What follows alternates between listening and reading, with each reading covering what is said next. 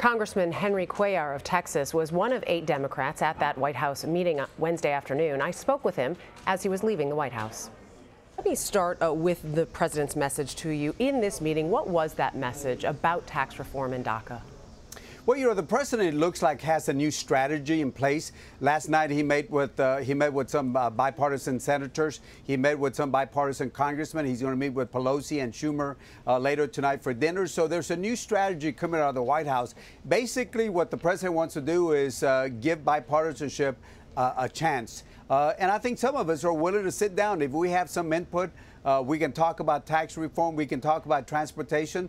On DACA, you know, we were very specific to say we don't want to have a wall next tied into DACA. Two separate things. We can have sensible border security, but not a wall. So it was a good give and take for 1 hour where we were able to express ourselves, tell the president what we were thinking about and how we can work in a bipartisan way. And you just said, I'm going to go back to DACA here for a minute, but you just said no wall tied to DACA is something that you want. So if there was funding for a wall that was included with continuing the DACA protections, would you be against that?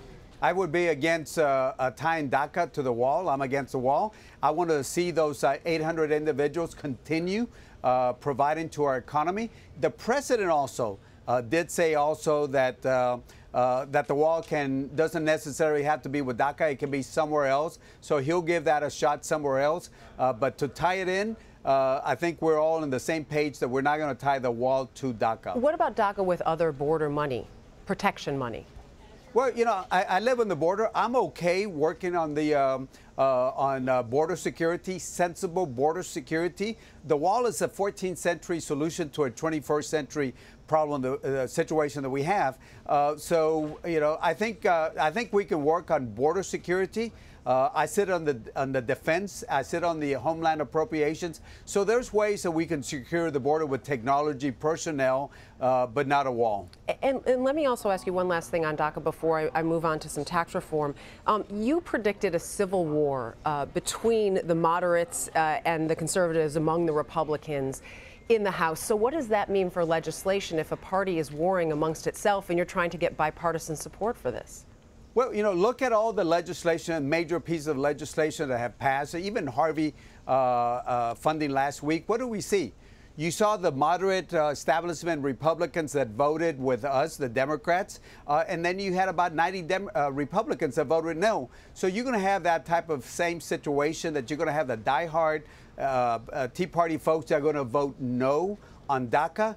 But you have a lot of moderate Republicans. In fact, some of the ones that were sitting with us, they said, we want DACA. Yeah. We want to sit down so we can work with the moderate Republicans. We'll move on to tax reform now. The Republican congressional leaders reportedly keeping Democrats out of the process of writing the tax plan. What, if any, assurances did the White House give you that the White House would address the priorities of you and your fellow Democrats? You know, we brought this exact point. You know, we don't have a bipartisan bill where the Republicans write the bill in secret and then they present it.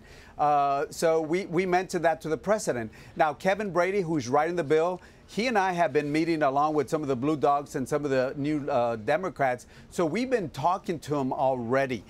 In fact, we just had a conversation last week about it. So we are going to continue working and talking. And I think if the president, like we told the president, include us, and you'll have a bipartisan piece of work that we can all support.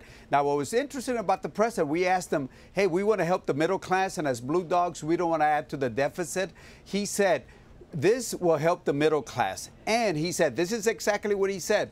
He said, the rich are going to stay the same.